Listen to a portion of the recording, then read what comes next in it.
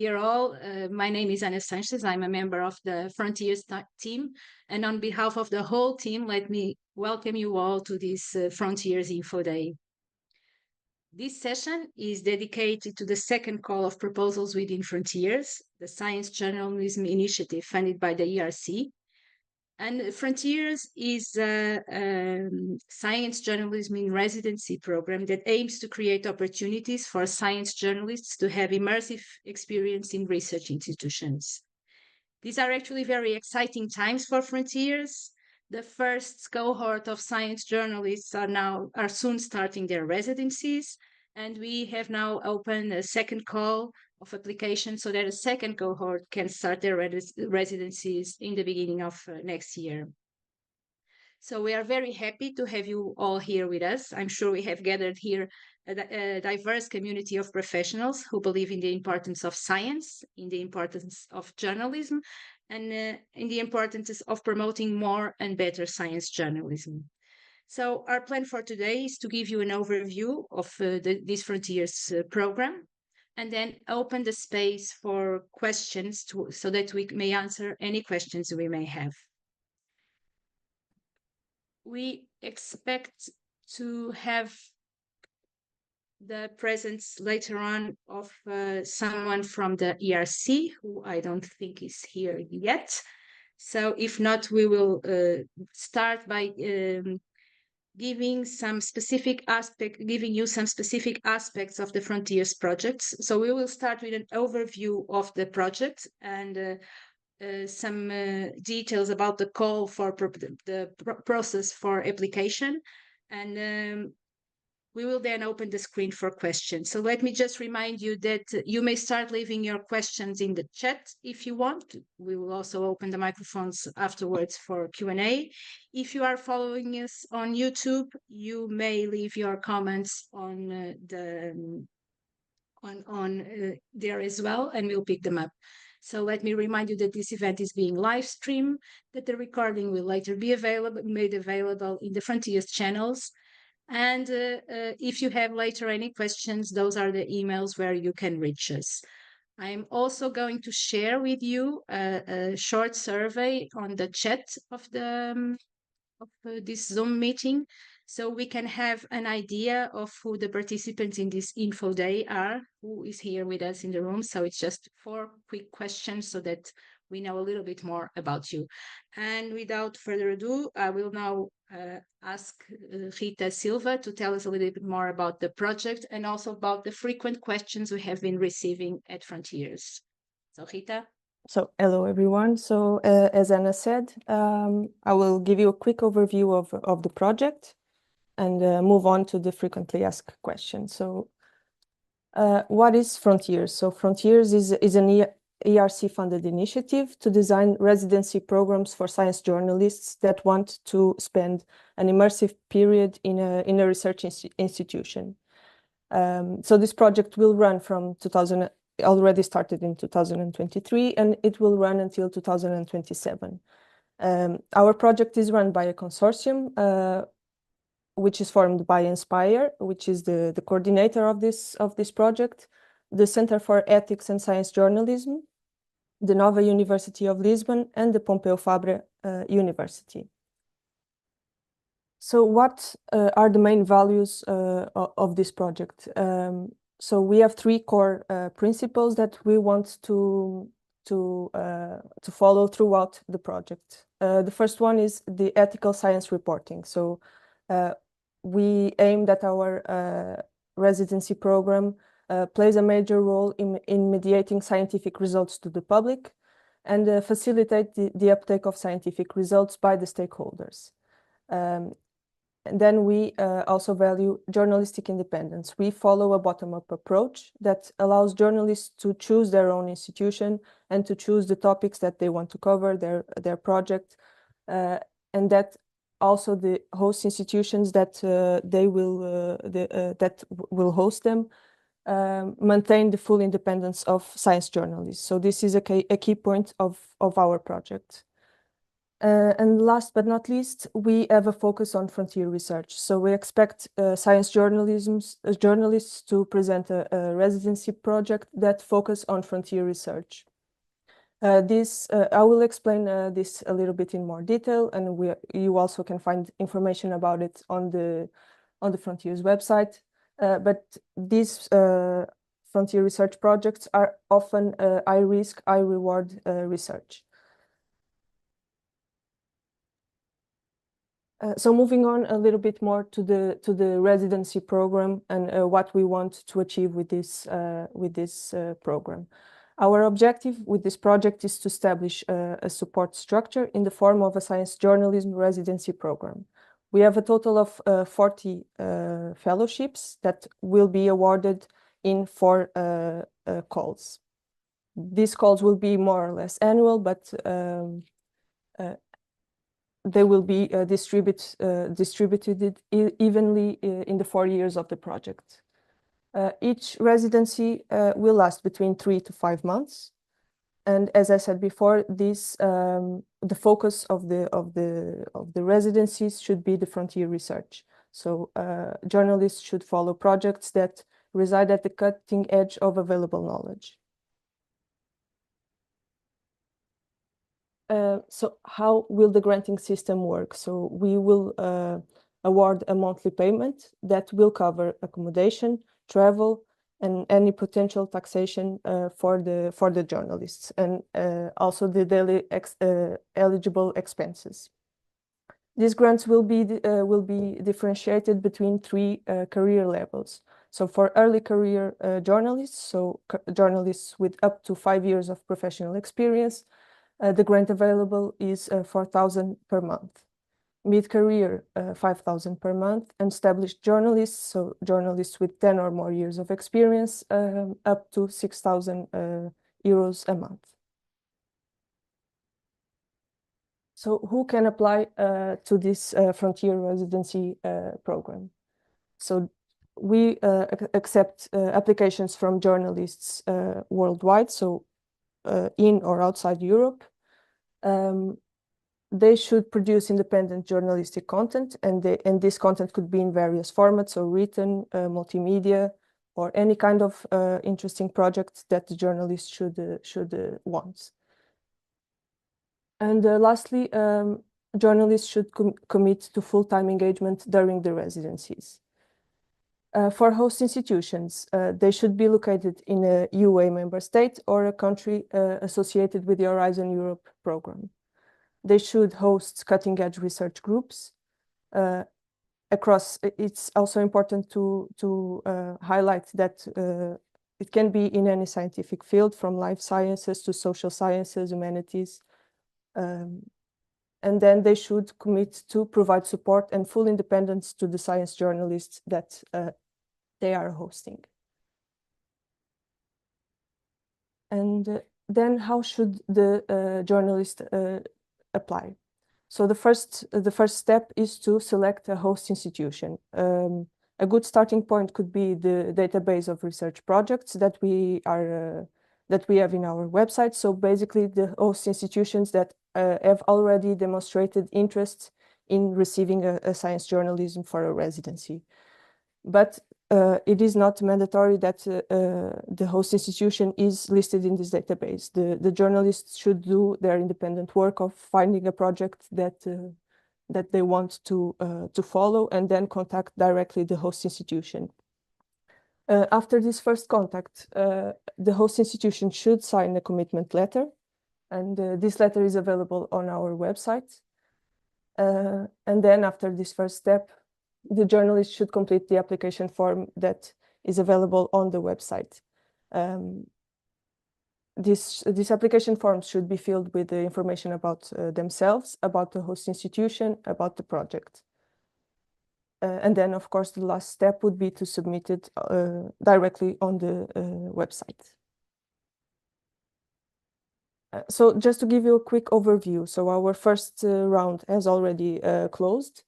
It opened on December and closed on March 2024, and we received a total of 3 applications. And then on May 22, we announced the results. So we selected a total of 4 candidates. I would like to also give you just a quick overview of the candidates. 7 candidates. You said 4. Apologies, 7 candidates, yes. As you will see here in this picture.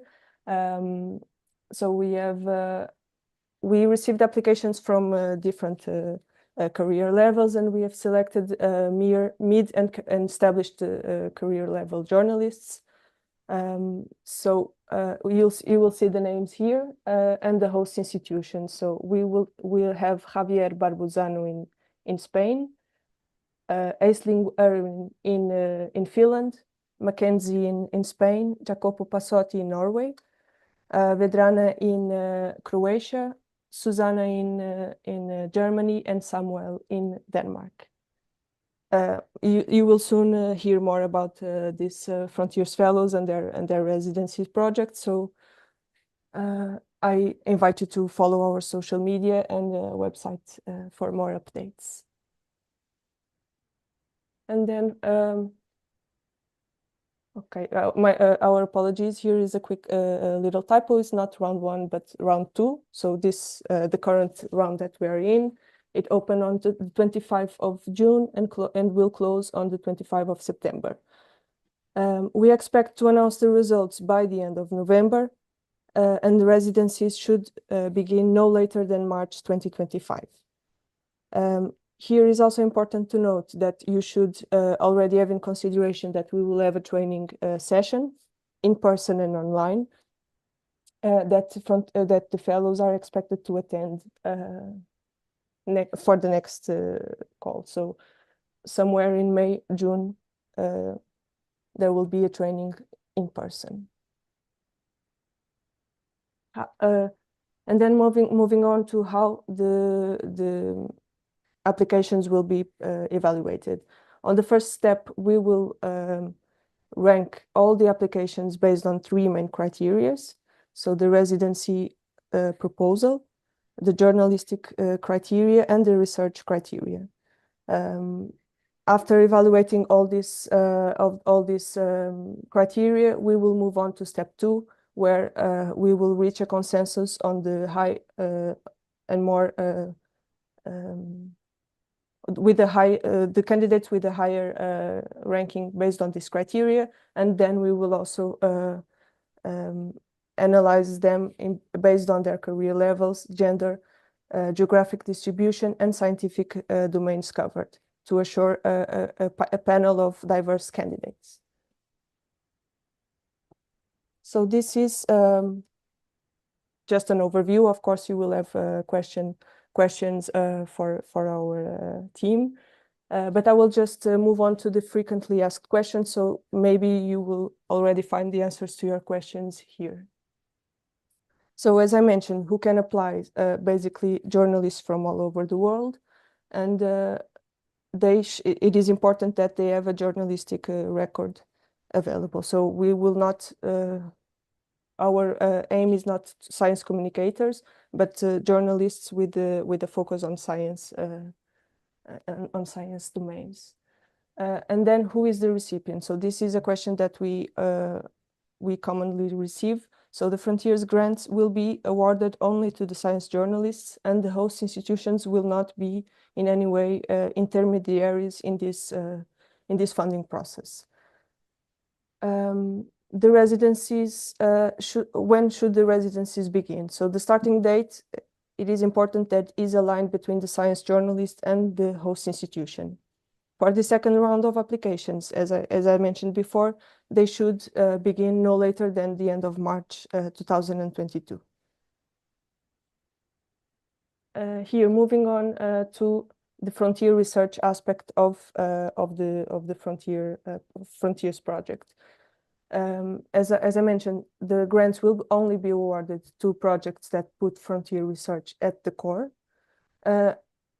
And to assess this, we have a list of indicators that should be met to be considered frontier research. So some of these indicators are basic research, unlike applicative research, The projects should tap into uncharted waters, push the boundaries of knowledge, lead to new discoveries, should be high conceptual scientific risk, should be the first best in class, and address complex global challenges. So this is just an overview, as I mentioned. We receive some questions about this criteria, so we have also a course on our website that you can find. And then moving on to what are researchers supposed to do during the residencies. So they are, of course, very welcome to work alongside the Frontiers Fellows and help them to navigate the day-to-day in research institutions. Then, as for the institutional communication departments of the host institutions, the Frontiers Fellows are not expected in any way to be involved in the institutional communication of the institution. So they should work in total independence and not, of course, work as PRs for the institution. Then, what type of commitment is expected from the fellow? They should focus fully on their project and refrain from outside professional work. Of course, this should be analyzed in case to case, but the expectancy is that the Frontiers Fellow focus fully on their Frontiers project. They should, of course, interact frequently with the researchers and take part in the social and cultural environment of the host institution.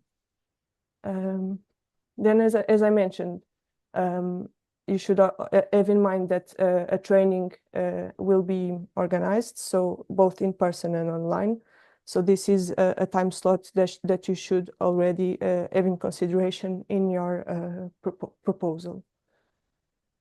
We will also ask that you collaborate with our team in the communication and dissemination of the residencies, then provide feedback at the end of the residency, and participate in the final conference that we will organize in Lisbon at the end of the project.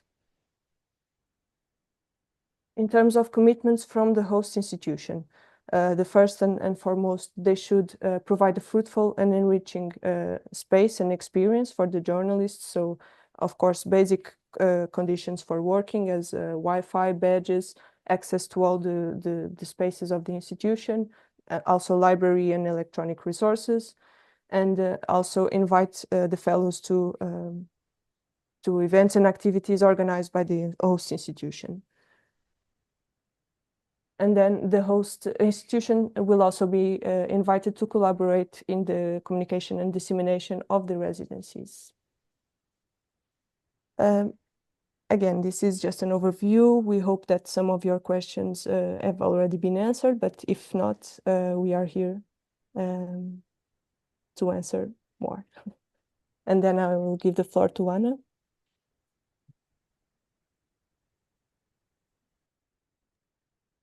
You are muted, Anna. So I was just saying, I think Marcin Monko has already joined us from the ERC. So yes, I'm here. This is true. So hi, Marcin. So I would invite Marcin to give us some words about the ERC perspective on this Frontiers Science Journalism Initiative. So the floor is yours, Marcin. Thank you so much for being with us today. Thank you, and I'm sorry for being late. I just had some trouble connecting. I'm also connecting from my mobile, so hopefully that will work. And so yeah, I might have missed a few things at the beginning. So again, apologies if I have to, if you know already this. So of course the Science Journalism Initiative is something that the ERC Scientific Council adopted last year, and that's why ERC was able to fund Frontiers.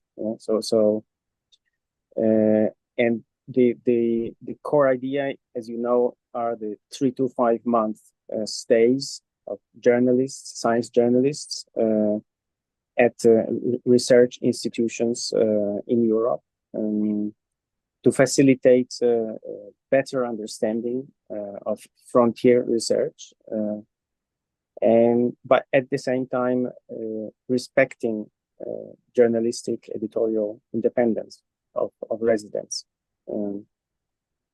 So I know that I mean, you might ask why frontier research. I mean, first of all, because it's I mean, you can have different there are different ways of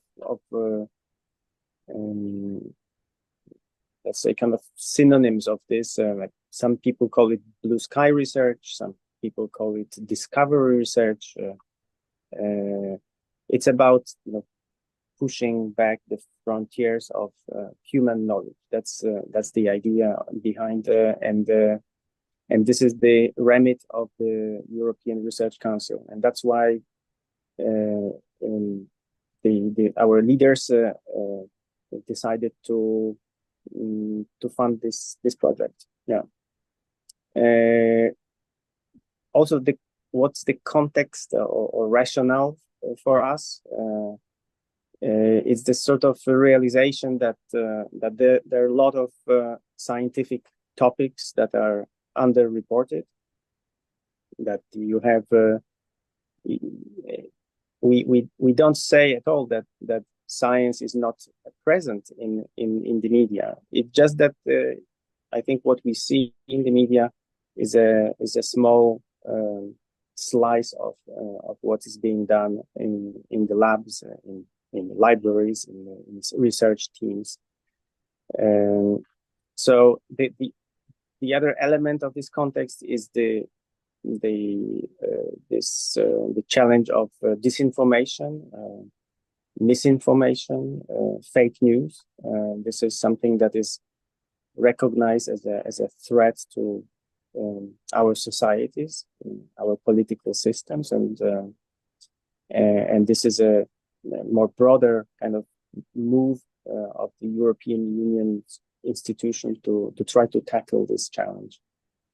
The third element is this, let's say, the precarious situation of journalists. I mean, we are not saying that Frontiers project is going to solve this issue, but this is a sort of proof of concept, or maybe one element of possibly broader, you know, system of support that could allow journalists to perhaps take a step back and maybe have a little bit more time to not to be under pressure to churn out you know, 5 pieces a day for some media outlets, to give them space to explore more complex issues related to frontier science.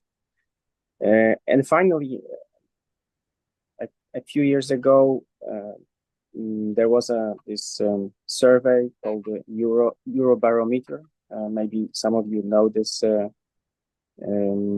These surveys that are done by the European Union Statistical Office, and one of the findings was that there is indeed expectations in the broader public that researchers communicate better and about their, you know, their findings or the way they work. Of course, this is Science Journalism Initiative is not directly tackling this as a. We are not. It's not science communication project, but this is a project that has as its aim creating more better communication between scientists and journalists, and maybe more trust between those communities, and by that perhaps allowing better communication also from researchers to general public. So yeah, I mean, I'm not sure. I mean, I'm happy to answer your questions if you have any. But you can ask them, I guess, here today. But I will be happy to answer them by email, or I can share it here in chat, or perhaps Andrea or someone from Frontiers can share my coordinates with all the participants. So thank you. Thank you so much, Marcin. It was thank you for these valuable insights and for providing all this context about the need of supporting high quality independent science journalism. And this is what all of us here, I think, believe. And so let me now introduce you to the other members of the Frontiers team who are here in this session today. So we have, they will join us for this Q&A. We have here Joran Barziv, Andrea Motola, Fabio Torone, Cristina Ferrario, and Carolina Llorente. And we have already several questions in the chat that I have here. Let me remind you, if you have a question now, you can just raise your hand, or we will call you and ask you to unmute. You can also continue to leave your questions here in the chat. And we will also take questions in the comments at YouTube if you are following us there. Rita, someone asked here if we could, oh, you already shared, Andrea, you shared already the link from YouTube. So we'll be reading your questions from the chat first. So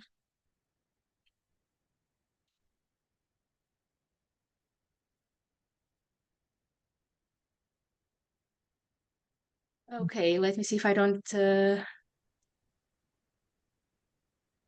Can you explain what it means to be full-time engagement of the journalism? So I don't know who wants to take this one, maybe perhaps Fabio? Yes, thank you, Anna. Good afternoon to everyone. Well, the rationale for that requirement is that we need the fellows to be and to remain focused on their project. So we also received in other forms the same question in the past from other prospective applicants, and the principle is that you are not prevented from writing stories. You are asked not to get distracted by commissioning editors to detract from deviate your attention from your project. So if your project that you have submitted involves pitching stories, you are perfectly fine to write during the fellowship. The idea is that you are expected to be 100% focused. And of course, there will not be any form of control over your time. And it's a honor-based kind of agreement. And we all know that we have our work day, and then we can have time for other stuff. So the idea is that you're expected to have your full-time day focused on what you submitted as a project, so that you have your number of hours daily in principle, because you could work on the weekend and so on, to benefit fully from the opportunity given by the grant. Okay, thank you so much, Fabio. We have several questions here. I see that Niels has also raised your hand. I'm going just to ask another question here from the chat, and then I'll pass the word to you, Niels. So there are several questions here related with the host institution. So if the host institution has to be in a different country from the researcher, or if there can be more than one research institution. I don't know who wants to get this one. Well, Göran, again, perhaps? I think Or Fabio Fabio, yeah. would do a better job here. thank Okay, you again. Fabio. There is no nothing prevents you from selecting an institution in your in your same country.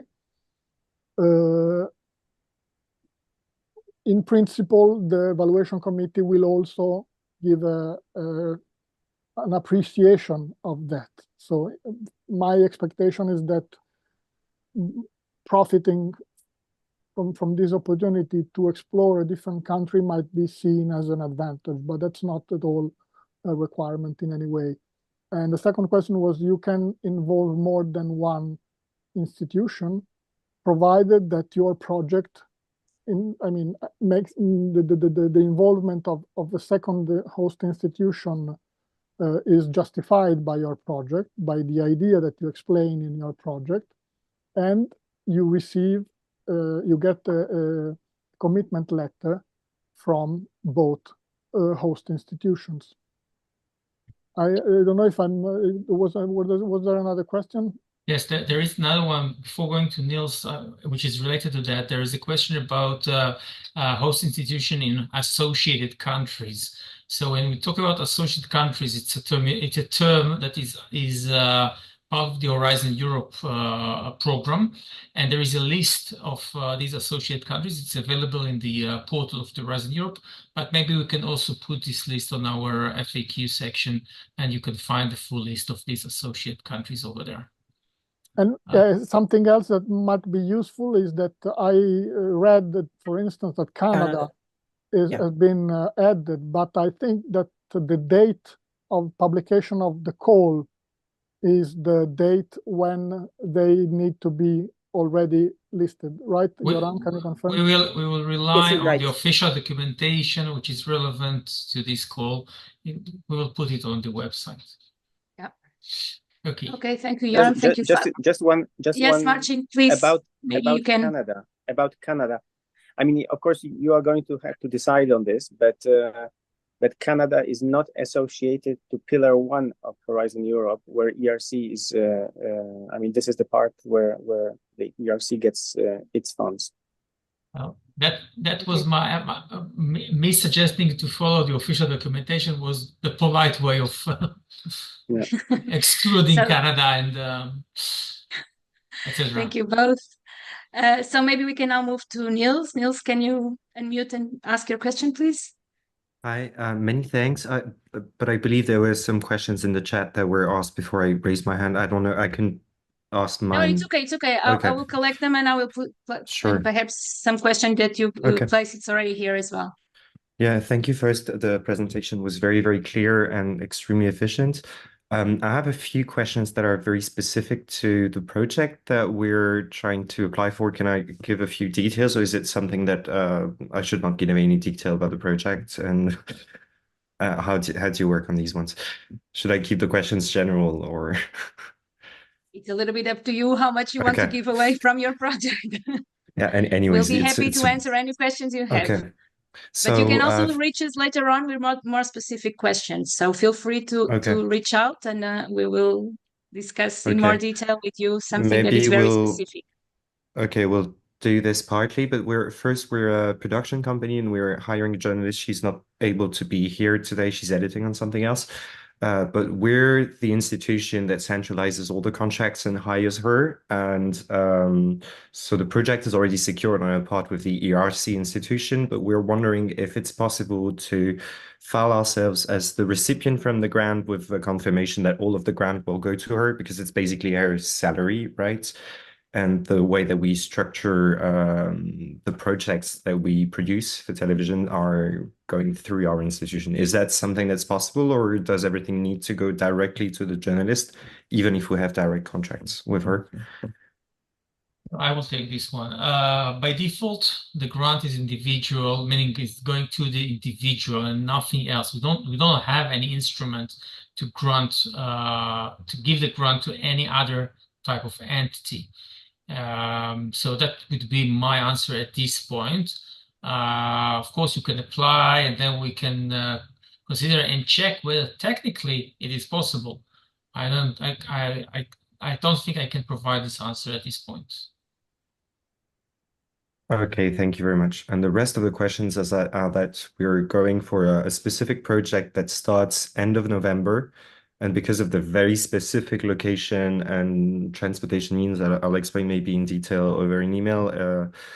The dates are a bit shorter than the 3 actual months. Is that something that is possible given very specific ERC researchers that basically will stay less than 3 months on the field?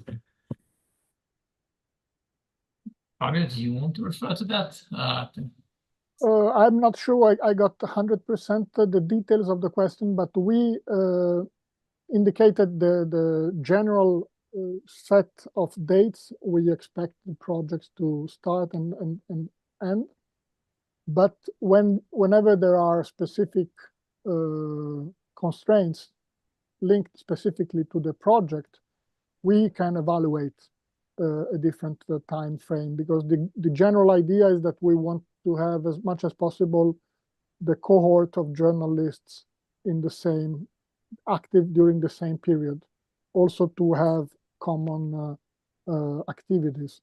But whenever the host institutions, specifically whenever the research imposes a different calendar, we are ready to adapt to that calendar. Okay, thank you very much. It's very clear. Sorry, And may I? Thanks. Sorry, may I? Nils, sorry, if I understand correctly, the project should start in early November. No, end of November. Oh, end of November. Okay, no, it was a matter with the final results. Okay, so it's fine, because they will be the end of November, the results. Yeah, they would overlap a little, I think. Great. But Okay. yeah. Anyways, thank you very much. Thank you, Nils.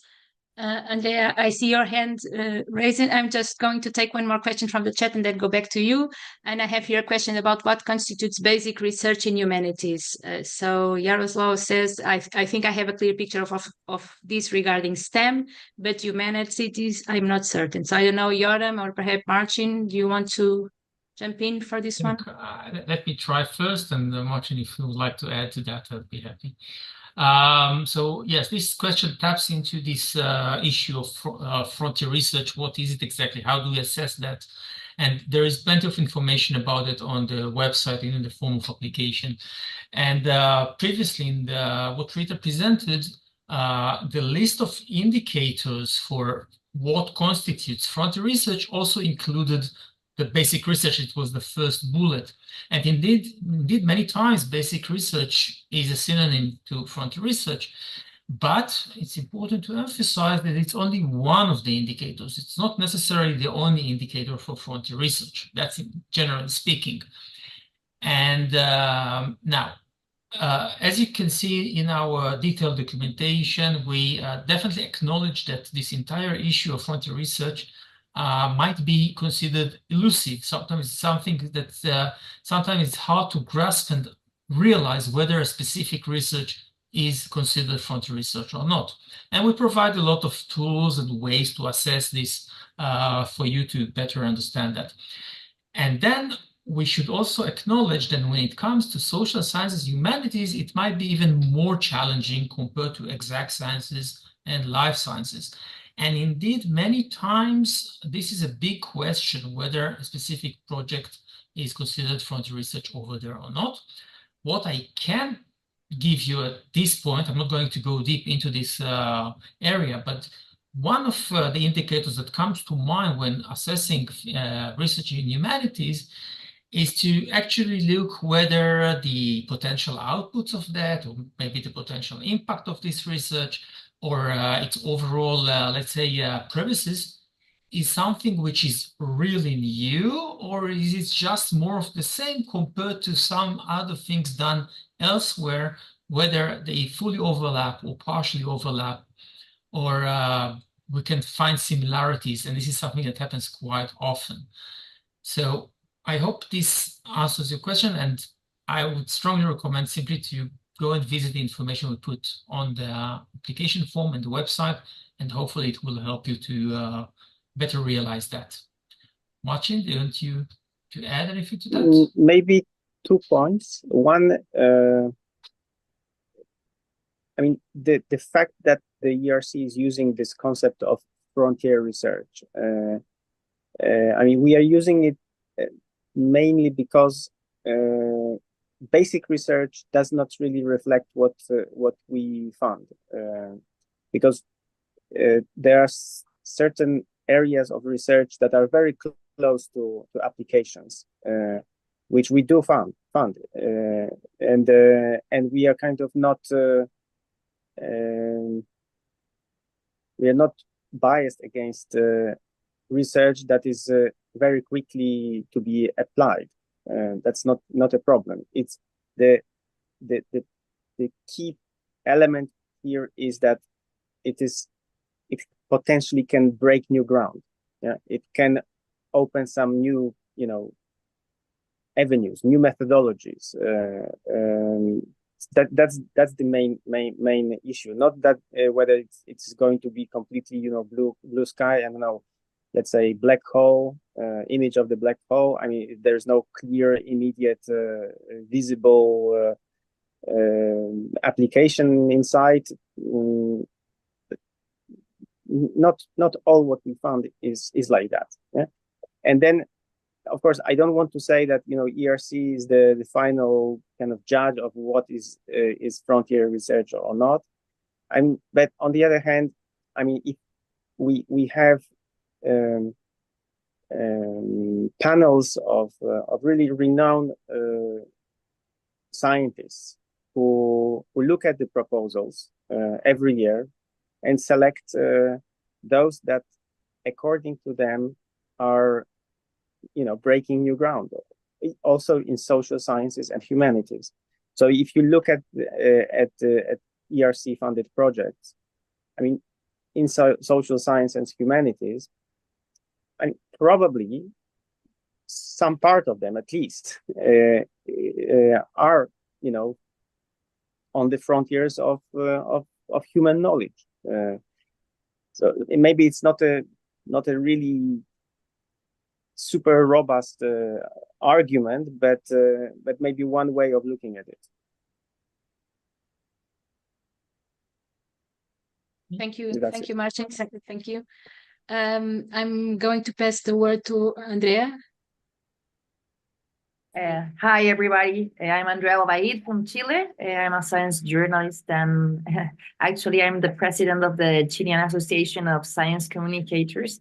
And I have two questions. If I win the fellowship, when is the money delivered? And if I leave Chile, for example, to go to Spain, I need to know more or less when the money will give to the fellow. And also, I have to report expenses monthly if I win this. Okay, thank you, Andrea. I'm going to pass this one to Joran. Yeah, the money is going to be transferred in 3 installments. The first one, which is 50% of the grant, will be transferred near the start date of the residency. And about reporting expenses, the answer is no. You are required to present a budget, some kind of a breakdown of the budget in the application form, and this is for the evaluation process. But once we select a project for funding, then basically you get kind of a lump sum for running your project, and you don't need to report on the specific expenses. Okay, so it's like a budget with the 5 months, for example. In my case, I have more than 10 years. Like thinking in 5 months, like the budget each month, like doing a budget for each month, something like that. And the other thing, if I have to travel, I have to buy a ticket, for example, to go to Spain. I have to pay it, and then I reimburse it with the money if I win this fellowship. Yeah. Yeah, all the information is available on the website with the exact information. You can find it on the website under the residency. You will find there is a section called financial support for third parties. And this is where we explain the mechanisms, all the financial mechanisms of the grant, including the installments, the timeline, the breakdown. Everything is explained over there with a great level of details. Okay, thank you. So just to add a piece of information, Yoram, can you please confirm that it's 50% in advance, then 30% at half midterm, and 20 then at the end. The rest after the end of the. Correct. And again, I recommend going and reading this page of the website because it contains way more information about that. Okay. Thank you, Yoram. I'm going to pass the word to Tim. Tim, maybe you can mute. Yeah, thanks, Anna. Yeah, I have actually a very specific question to the application, and which I already actually asked via email, but I thought I'll just take the chance here. So one of your evaluation criteria is the applicant's track record, but I don't really see any field in the application form where I can, include past experiences, achievements, awards, whatever. I mean, you ask for work samples, but that's pretty much it at least in the web form. So I'm wondering where do you expect to kind of elaborate on on previous work or previous experiences and interaction with scientists? Fabio, that's for you. You're on mute. You're muted, Fabio. Sorry. Well, in principle, it is. I'm going to check the structure of the call for application so that I have. You probably saw already the structure of the what will be evaluated. Yes, but there's a difference between what you write in the guideline and the actual application form. So because there's no dedicated field to where I can basically refer to my CV. And that's one of the important evaluation criteria, the journalist track record. Absolutely. Yeah. Yes, the CV is supposed to be. I'm asking Nova where there should be a place to upload. We have a place to upload to add links or other kind of PDF. Yes. So at the end, you have work samples. You can upload work samples. Yeah. Audio and video, recommendation letters. Yes. It's in the work samples. It was in the work samples. So it should go along with the work samples, the yes. CV. Yes. And in which form? Because should it be a narrative CV or just a tabular one? In terms of files, you can upload either a PDF file or send in the next section a link. Then in terms of format, maybe Fabio. Do we have any? I don't think we have any specific preference, I think. Yeah, there is no specific preference for this. There is whatever you feel. Yeah. Okay. But maybe I guess generally would be good to maybe, just include that in the descriptor, for that section. Probably we will need to make it clearer. Yeah, but anyway, you can find more information in the residency program guide on the website. Yeah. No, I mean, sure, it's all there. I was just wondering where to include it. Yeah. So okay. Thank you. Know that it gets lost in between work samples or, Sure. Thanks, Tim. Yeah, thank you for answering. Laura?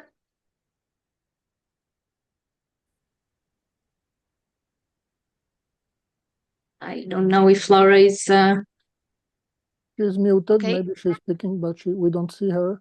Yeah, we don't see her. We still have several questions here in the chat that I'm going to pick. There are some questions here regarding the outputs, the language of the outputs, or if there has to be any pre-arrangement with the media company to ensure publication, and also in the number of articles. So I don't know, Fabio, maybe you want to go through those, the question of outputs, of the journalistic outputs?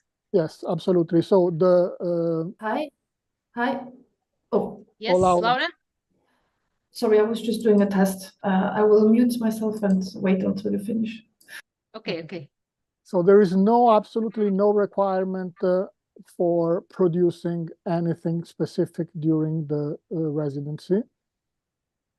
It is the applicant that decides what he or she wants to do during the 3 or 4 or 5 months.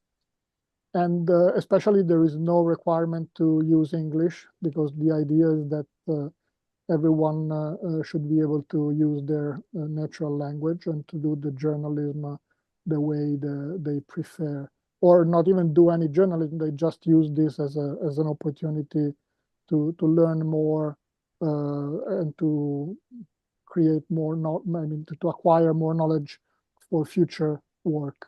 So there is no requirement. I also saw another relevant question about the involvement, how much if and how much the host institution can have a say on the project. Yeah. So in principle, the host institution does not have a say in the project. They are supposed to like or not like your proposal. You can approach them if they already know about the Frontiers project. They are expected to to get in touch with you, because of course it's reasonable to be willing to know who will spend 3 or 5 or 4 months in your institution. So it's natural that they will have to be convinced that your proposal is a good one. But in principle, there is no possibility. I mean, we are expected to safeguard this. Yes, the journalist is free to write in the project what they. But Fabio, just to clarify, the question actually asked if the institution has a say in the journalist that joins them, and there for sure, because the institution has to accept and commit to the Frontiers project, so that the journalist can have their application submitted or accepted. So there is a say in who is joining, and about you can prearrange, the institution can prearrange discuss this, not in what about the journalist is going to write about. This is it, right, Fabio? Absolutely, and I can provide you with another example. I was asked for the first round by the manager of a host institution how they could they wanted to give the letter of commitment to more than one applicant, and they wanted to know how they could recommend specifically one of them. And our answer was, you're not supposed to recommend one. You're supposed to say, this is good for me, and then it will be the evaluation committee to decide which proposal fits best with the project goals. So for a host institution, the chances are host institutions are allowed to sign off, provide a commitment letter to more than one applicant. They are invited to let the applicants know that they have someone else, because it is highly unlikely that, it's impossible that in the same round, 2 grantees will be sent to the same host institution. Yeah. But then, it will be the project that selects the best proposals according to our essentially to our we are finishing our time, and there are still several questions here, and Laura still has her question to be asked. Let me just remind you to please, I have just reposted in the chat that we have this quick survey just to let us know about who the audience is who is with us today. And Laura, if you can ask your question, and then I'll go back to the chat. We have a couple more questions that we'll tackle. Yeah, thank you. So first, the question about the institution having a say in the journalists that joined them, that question came for me. So thank you. It was exactly what you meant, that when we see applicants, that the institution can discuss with them and also say this project really fits with what we can. So thank you for that. Exactly. Another question, I looked at the database, your host database on the website, and I see many research centers.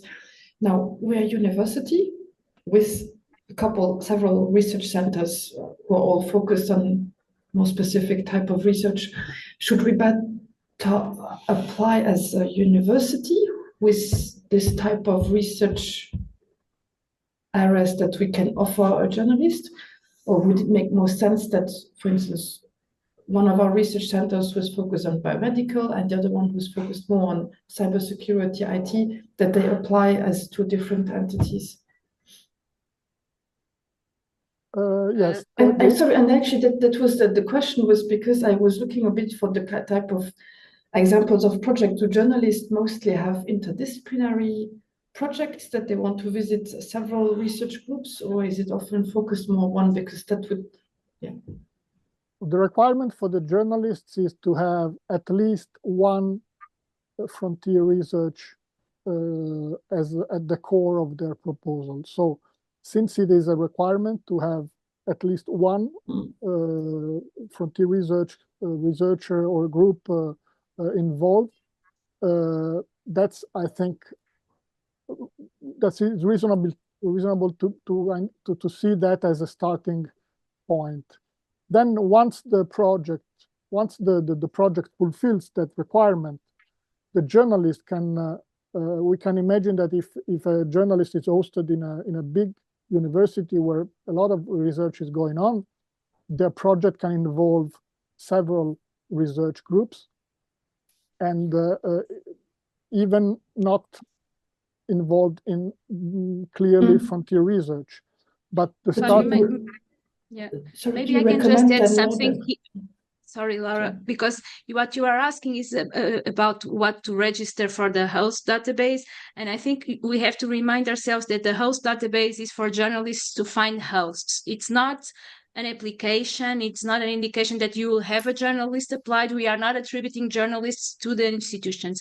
So you have to think, if for the journalist who is seeking a project, is it more interesting to have the university as a whole, or maybe a more specific project? And that was exactly, for us, it's okay. Exactly if you apply question. as a university, we'll place a university at the database. But just keep in mind that the database is for the journalists to find institutions and journalists and researchers. So yes, but that was exactly why I asked the question, because I don't have any view on the kind of projects that journalists apply with. So I don't know if for them, for journalists, it makes more sense. You don't have to submit a journalistic project. You have to submit a research project. Yes, I can maybe give you a short advice, because I saw what some universities did.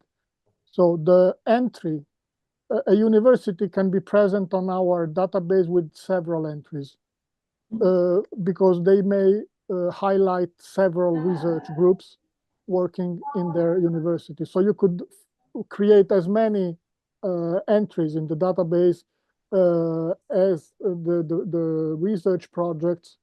Ideally, all of them should be focused on frontier research. And in the item, in the record, you could say, of course, this department or this laboratory or this research group works in a university where you have access also to many other research areas and many other researchers. So that's, you could offer many entry points to the journalist, focused on ideally researchers that are available to have a journalist and who are involved in. Okay, thank you very much. Let's just question. I just wanted to say that you put. I have to. Marcin. Yeah, I just wanted to say that I have to go. Yes, of course. It's 4 o'clock. Marcin. I'm sorry. I have to move to another meeting. So thank you very much. All the best to you luck, and both for all the support. Frontiers team and for all the prospective applicants. Thank you so much for being with us, Marcin. I just had an administrative question. You, in one of the first slides, you mentioned 4 calls per year. The next one ending in September. I didn't acoustically hear if there will be 1 call per year, or there will actually be 4 calls per year to which we can. No. 1 call per year. 1 call. So the one in September, and then the next one will be in September 25. It's not exactly scheduled yet, but the exact dates are not fixed yet, but it will be later. Yeah, sorry. The current one is open already, so it opened at the end of June and will close in September. The next one is expected to open in March 2025, and the last one for this first and hopefully not last Frontier project is scheduled for the spring, so around March 2026. Thank you. Okay, I didn't want to finish this session. I'm sorry. We just have a question here about training, which I think it's important to cover. So maybe Carolina? Did Carolina leave? No, she was there a while ago. She's not here, I think. I think she's not here. Anyway, maybe I can answer rapidly. It was a question about what are experienced journalists supposed to be trained on.